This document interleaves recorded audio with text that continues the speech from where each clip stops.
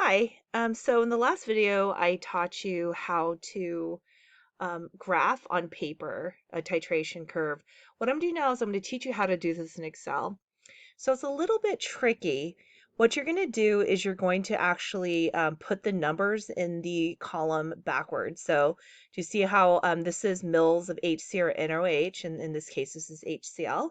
So it's going 20, 19, 18, 17, 16, 15, and then 0. And then I'm going to negative numbers. So negative 1, 2, 3, 4, 5. And it'll make sense once I start graphing it why I did it that way. Then I put the pHs that are associated with that particular volume. And so that's where these numbers came from. So you have all this data. You just have to put it into a table form. Okay. Now, the other thing to keep in mind is don't put any stuff in here. Don't put mils. Don't put any symbols or anything in here. Just put the numbers. This is telling you that this is mils of HCl or NOH, and here we have HCl. This is NaOH. Okay, so what you're going to do is you're going to highlight all of your data, and then you're going to go to Insert, which is near the top. And what we're going to do is we're going to do a scatter graph. So this is what this category is. And when you click on that, it gives you all these options. We're going to use this one because I like this one. Okay, so let me make this bigger for you. Now, there's a couple things we need to do before we complete this graph, and there's a couple things that we need to do. The first is we want to pick a format because it doesn't have all the labels that we want. So you're going to double click on that, and it's going to give you quick layout. I tend to like this one because it has everything that I want. You could do a table. I would delete that. It gives you the title, which is going to be our titration of an unknown buffer. Not butter. I wish butter. Okay. And then on this axis, we are going to put pH. And we'll make this bigger because what is going on over here? Stop. Make it bigger. We'll make it like 14. And we actually cannot, we're going to need 2.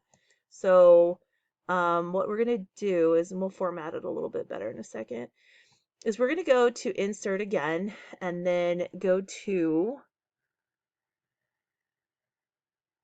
Text, and you're going to do a text box. Okay, so we can just put it here, and it's going to be, let's see, this is NaOH, and then mils. And we want to make this look good, so make that bigger, like 14 as well. And that's going to go there.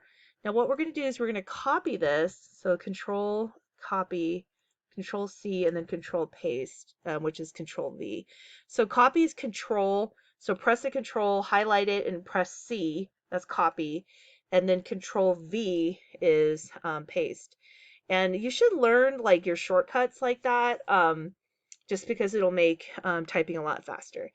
And then this side is going to be HCl. Okay.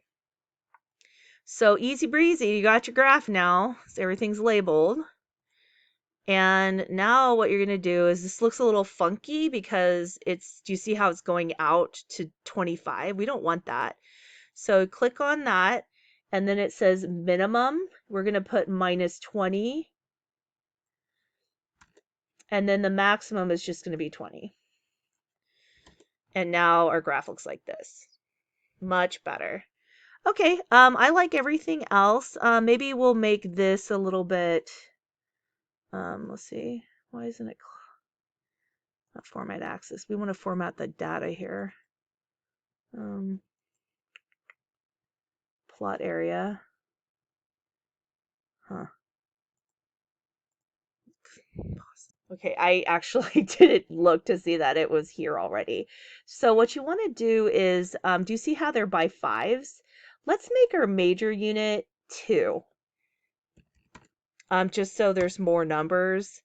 And then I think, let's see, we can also do this side too.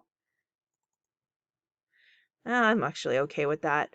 All right, so and we'll move this to the middle, make it look better. I think it looks pretty good. Okay, so the next thing we're gonna do is we're gonna analyze this.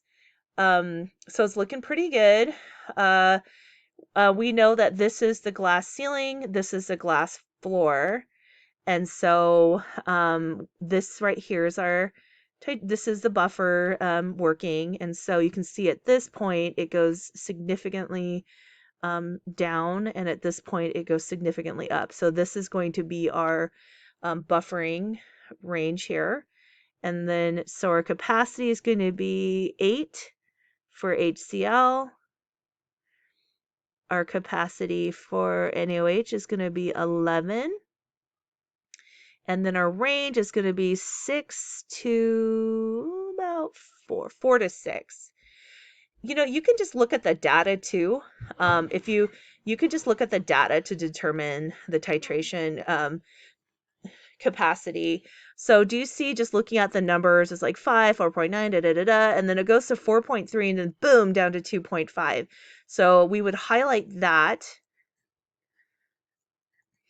And then also here we go, okay, 5, 5, 5, everything's great. 6, whoa, 8. That one's a significant jump as well. And actually, this is what we found here. So here's 8 here. And we have, over here, we have like 8 and 12. I'm sorry. So here we have 8 over here and then 12 way over here. So by just looking at the data, you can actually see where that threshold is, to where the buffer stops acting like a buffer and it starts acting like a regular solution. That's how easy it is to graph in Excel. Thank you so much for your time, and yay, everything's great. Thank you. Bye.